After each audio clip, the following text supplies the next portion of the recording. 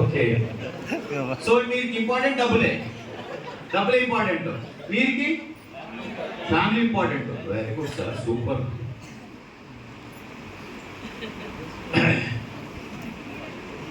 ఇప్పుడు మీ wife mother ఆ place లో ఉన్నారు,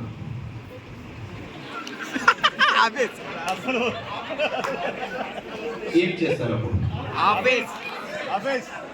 చూడండి చూడండి, వాళ్ళు కూడా ఫ్యామిలీ కదా, వాళ్ళు పోతే నాకు ఇంపార్టెంట్ అప్పుడు డబ్బులు.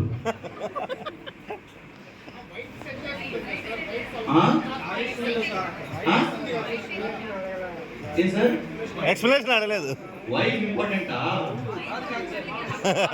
వాళ్ళ మదర్, వైఫ్ మదర్ కదా, నా మదర్ కా.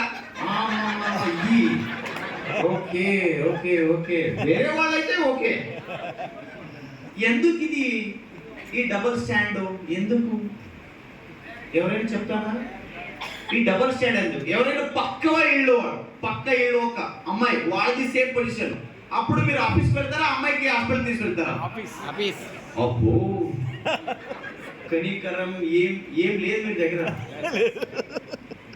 మనుష్యత్వ ఏం లేదు. ఇది ఎందుకు నాకు చెప్పండి, ఎందుకు? ఎస్ మేడం, ఛాన్సా, చాయిసా? ఓకే, మరి పర్ఫెక్ట్ ఆన్సర్ చెప్పండి ఎవరైనా. సార్ ఆఫీస్ వర్క్ మనమే చేయగలం, అక్కడ ఆల్టర్నేట్ ఎవరైనా సరే. సార్ ఆప్షన్ లేదు, రెండే ఆప్షన్ అండి సార్. మీరు ఎక్స్ప్లెనేషన్ ఇవ్వకూడదు, అదే నేను ముందుగా చెప్పాను, రెండే ఆప్షన్. ఇది ఎందుకు మీరు ఆ వైఫ్ కి హాస్పిటల్ తీసుకెళ్తారు, వేరే వాళ్ళైతే ఎందుకు మీరు ఆఫీస్కి వెళ్తారు చెప్పండి నాకు.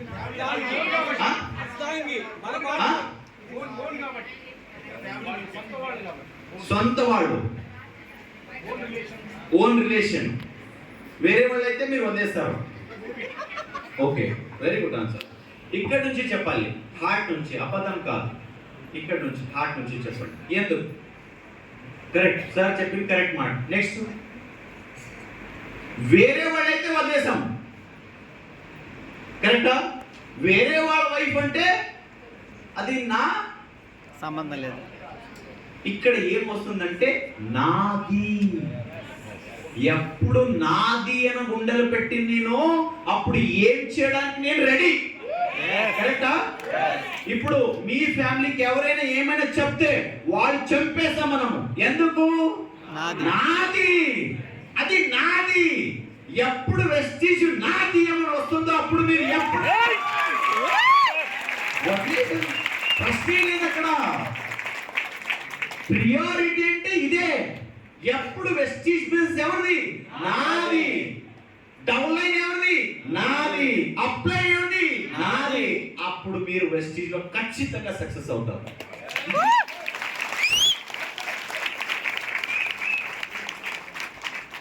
ఆ నాది అని ఒకే ఒక్క మైండ్ సెట్ మీరు సెట్ చేస్తే ఖచ్చితంగా మీరు సక్సెస్ అవుతారు. Very simple. Yes, yes or no?